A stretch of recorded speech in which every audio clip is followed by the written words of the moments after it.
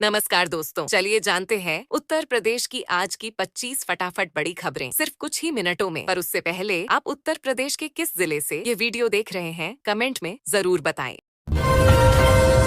Mission शक्ति 5.0 योगी सरकार ने बाल विवाह के खिलाफ जीरो टॉलरेंस नीति लागू की। अंतर्राष्ट्रीय बालिका सप्ताह में बाल विवाह को न कार्यक्रम के माध्यम से सभी जिलों में कार्यक्रम आयोजित कर जागरूकता फैलाई गई। साहसी बालिकाओं को सम्मानित किया गया और NFHS 5 आंकड़ों के अनुसार 2030 तक यूपी को बाल विवाह मुक्त बनाने में ये कदम मील का पत्थर साबित हो रहा है। छात्रा श्वेता तिवारी को एक दिन का सांकेतिक DM बनाया गया। जनता दर्शन में लगभग 20 प्रार्थना पत्रों की सुनवाई की। अधिकारियों को प्रकरण निस्तारण के निर्देश दिए और प्रशासनिक प्रक्रिया का अनुभव प्राप्त करते हुए महिलाओं और बालिकाओं की समस्याओं पर ध्यान केंद्रित किया गया, जिससे युवाओं में प्रशासनिक जागरूकता और सशक्तिकरण बढ़े। जौनपुर के सरपतहा में एक महिला ने देर रात युवक को घर बुलाकर उसके प्राइवेट पार्ट पर चाकू से हमला किया। गंभीर घायल युवक को स्थानीय अस्पताल ले जाया गया और वाराणसी ट्रामा सेंटर रेफर किया गया। पुलिस ने आरोपी महिला और हमले में शामिल अन्य युवक को गिरफ्तार कर लिया। मामले की जांच जारी है और घायल की हालत स्थिर बताई जा रही है। चौधरी चरण सिंह विश्वविद्यालय में जिलाधिकारी ने राज्य प्रवर अधीनस्थ सेवा और सहायक वन संरक्षक परीक्षा 2025 की तैयारियों की समीक्षा की। 42 परीक्षा केंद्रों और 19,680 परीक्षार्थियों के लिए प्रवेश, बायोमेट्रिक सत्यापन और CCTV निगरानी के लिए अधिकारियों को विशेष दिशा निर्देश दिए ताकि परीक्षा शांतिपूर्ण और नकल विहीन संपन्न हो। UPPCS प्रारंभिक परीक्षा 12 अक्टूबर को राज्य के सभी 75 जिलों में आयोजित होगी। पारदर्शिता सुनिश्चित करने के लिए एग्जाम सेंटर पर कई चरणों की जांच होगी। अभ्यर्थियों को प्रवेश पत्र और फोटो ID के साथ प्रवेश मिलेगा। बायोमेट्रिक वेरिफिकेशन के बाद ही एंट्री संभव होगी और सभी सुरक्षा उपाय लागू होंगे। हमीरपुर में स्वदेशी मेला का उद्घाटन राज्य मंत्री रामकेश निषाद ने किया। मेले में स्वदेशी उत्पादों का अवलोकन कर लोगों को बढ़ावा देने की अपील की। आत्मनिर्भर भारत के लिए स्वदेशी उत्पादों के उपयोग पर जोर दिया। भारतीय संविधान की प्रति खरीदी और इस पहल को सकारात्मक कदम बताया गया।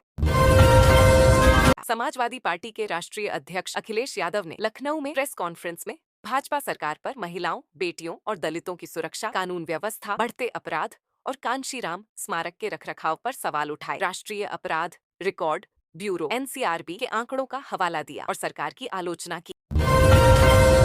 हल्दौर में खाना खाने को लेकर ढाबा संचालक और 3 भाइयों के बीच विवाद हुआ। मारपीट में एक युवक की मौत हुई, उसका चचेरा भाई गंभीर रूप से घायल हुआ। गुस्साए ग्रामीणों और किसान संगठनों ने स्टेट हाईवे पर शव रखकर जाम लगाया। पुलिस ने मामला संभाला और तनाव को नियंत्रित करने के प्रयास किए। उत्तर प्रदेश में मानसून अब खत्म हो चुका है और 10 से 15 अक्टूबर तक पूरे राज्य में मौसम साफ और शुष्क रहेगा। बारिश या तूफानी हलचल की संभावना नहीं है। IMD ने आगामी सप्ताह का ताजा मौसम अपडेट जारी किया और किसानों तथा आम जनमानस को मौसम की स्थिति की जानकारी दी। मुख्यमंत्री योगी आदित्यनाथ ने झांसी में खिलाड़ियों को स्वस्थ शरीर और अनुशासन का महत्व बताया। मिनी स्टेडियम निर्माण की घोषणा की। खेल को जीवन संवारने का माध्यम बताते हुए खिलाड़ियों को सम्मानित किया, प्रेरित किया और प्रदेश में खेल संस्कृति और राष्ट्रीयता को बढ़ावा देने पर जोर दिया। बरेली में 1 लाख रुपए का इनामी बदमाश इफ्तेखार उर्फ शैतान पुलिस मुठभेड़ में मारा गया। SOG का एक सिपाही गोली लगने से घायल हुआ। बदमाश पर 19 गंभीर मुकदमे दर्ज थे। वह कई वर्षों से फरार था। पुलिस ने पहचान बदलने के बावजूद उसे पकड़ने में सफलता हासिल की और इलाके में सुरक्षा बढ़ाई गई। दीपावली पर मानसूनी बरसात की संभावना कम है। पश्चिमी उत्तर प्रदेश में 15 दिन से सक्रियता ठहरी है। भारी बारिश होने पर दियों और पटाखों का असर पड़ेगा। व्यापार और किसानों के लिए चुनौती बढ़ सकती है। बाजार की स्थिति प्रभावित हो सकती है और बिजली व जल निकासी संबंधी समस्याओं पर ध्यान देना आवश्यक होगा। ललितपुर के एक गांव में सेना का ड्रोन नीम के पेड़ में फंसकर गिरा। ग्रामीणों में हड़कंप मच गया। पुलिस और आर्मी ने ड्रोन को कब्जे में लिया। ये ड्रोन आर्मी कैंप में प्रैक्टिस के दौरान गलती से गांव तक पहुंचा। घटना को नियंत्रित करने के लिए सुरक्षा अधिकारियों ने तत्काल कार्रवाई की।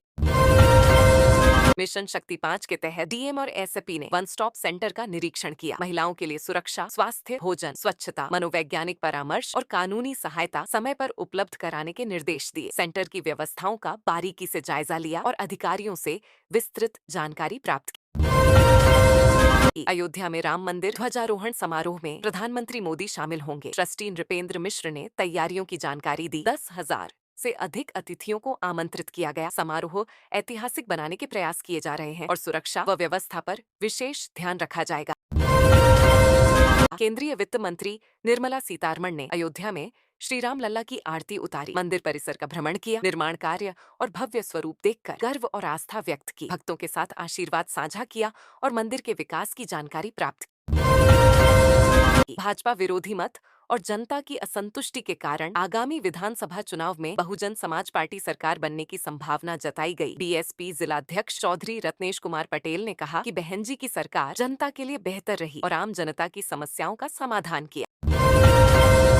बांदा में मकान और जमीन के मामूली विवाद में परिवार ने बड़े बेटे राम खेलावन को लाठी डंडों से पीटकर मार डाला। मृतक की पत्नी ने बताया कि विवाद नवरात्रि में बंटवारे और जमीन के टुकड़े को लेकर हुआ। परिवार के अन्य सदस्यों ने भी हमला किया और पुलिस ने मामला दर्ज किया।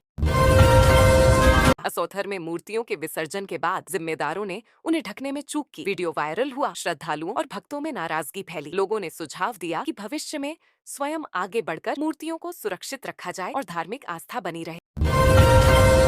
अफजलपुर पावटी में करंट के कारण पति और पत्नी की मौत हो गई। महिला करवा चौथ की तैयारी कर रही थी, दोनों झुलस गए। आसपास के लोग उन्हें अस्पताल ले गए। चिकित्सकों ने मृत घोषित किया और पुलिस ने पोस्टमार्टम की कार्रवाई शुरू की।